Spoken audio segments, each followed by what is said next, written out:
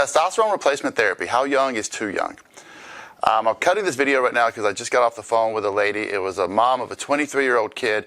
This kid's been going through a boatload of tests to see what's wrong. He just feels terrible, and they just figured out that his testosterone is a 150. Now, we haven't seen this guy, of course. I just got off the phone with her. But she has been calling around for days trying to get a clinic that would take care of him. And because he's so young, she's just getting crickets. Like, no one's willing to work with these patients. And it's a shame, right? It can be done, but it's got to be done right. And I'll explain to you guys in this video what the right protocol, at least in our opinion, is. Okay, so in the meantime, guys, do us a favor. This is going to be a very important video. Please like, share, favorite it, do all of the things for the algorithms, because I want this video to get out there, because there are so many young guys that need treatment that can't get it because their doctor or their local clinic is just, they're a little bit unsure about how to go forward. So first and foremost, this is happening more and more and more.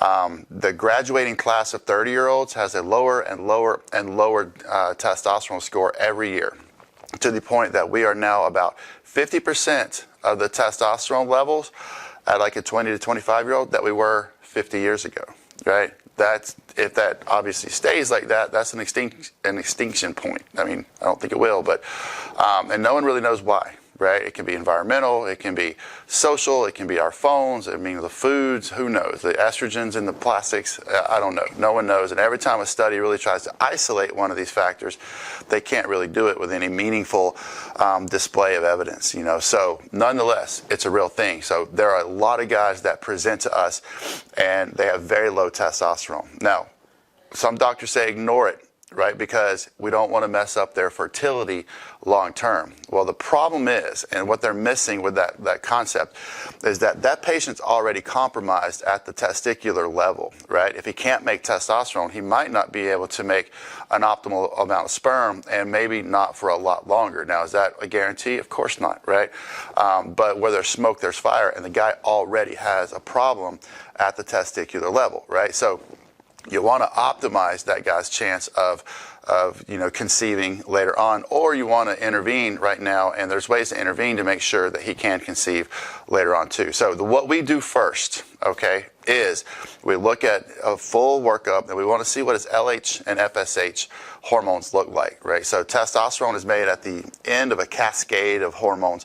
LH and FSH are the final one, right? So if those are elevated and in good shape, we know the cascade is in good shape. There's not a kink in the hose upstream, right? And that also points to testicular failure, or at least the ability of the testicles to make an optimal amount of testosterone. So if his gonadotropics are high and his testosterone is low, the problem is isolated at the testicular level, for sure. There's no way around that. And also, unfortunately, there's no way to really improve that, okay? That's an issue that's going to be a permanent issue with that patient, and we need to address it. And I'll address it. I'll talk about addressing it in a second. But the second thing, some guys come to us and their LH and FSH are very low, right? They're signaling hormones to the testicles are just almost non-existent. They're basically not pushing the pedal on the car, and that's why the car's not going anywhere. So with those guys, we start to examine and say, hey, is there any SSRIs?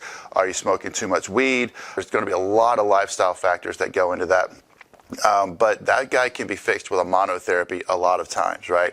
And clomiphene by itself, HCG by itself, if you can get HMG or some of these other products, they can kickstart the pituitary function up and get the testicular function going, or it can just jump in and pretend to be those pituitary hormones like HCG does and stimulate the testicular function, all right? So if it's a secondary hypogonadism issue, if there's a kink in the hose upstream, we're going to try monotherapy with that patient first and see how it works. If it's not, we're going to put that guy on testosterone. If we've isolated the problem to the testicular level, he needs TRT, okay? Now, special considerations need to be taken with a young patient like that. First and foremost, we tell all of our young patients, go get a semen analysis done for a couple of reasons. Number one, if in 3 or 4 or 5 years he tries to start, family planning and they're having trouble, we don't want him to blame us or the protocol or the testosterone, when most likely it was the reason he needed testosterone in the first place that caused the problem, okay? And number two, if it's very severe, that's a good opportunity to recommend that patient go and give a a donation to or not a donation, but go give a sample to a cryogenically preserved service, that'll save it in case he wants to use it in a few years. So there's ways to freeze your semen cryogenically, and it's there for when you need it. Okay, so always, guys, if you're a young guy and you have low T, and I mean low T, I'm not talking about not perfectly optimal, right? I'm not talking about, mid-range. I'm talking about if you have catastrophically low T, right? Get a semen analysis done, right? If that semen analysis doesn't look well, immediately start looking into ways to preserve some, because you may not have any in a couple of years, and that would be a big deal. Another reason why it's so important for young guys that need testosterone, right, to get it, and to get it responsibly, is that low testosterone is associated and correlated to all major chronic diseases, basically, right? It's associated heavily with heart disease, heavily with weak bones as we get older, heavily with diabetes, and extremely heavily with obesity and metabolic syndrome, which then are doubly responsible for all of those other chronic diseases, and including cancer, through the obesity mechanism. Okay, so if you start to get low T when you're in your 50s, right, you've got a good window of time left in your life that you need to be concerned about it, because now your exposure to those chronic diseases is a little worse. But think about it, if the guy, since he was 20, right, 21, has got low T, it's given that those chronic diseases so much longer to kind of get their hooks in. And if the guy's not living a healthy lifestyle, not working out, not watching what he eats, it can be a big deal, right?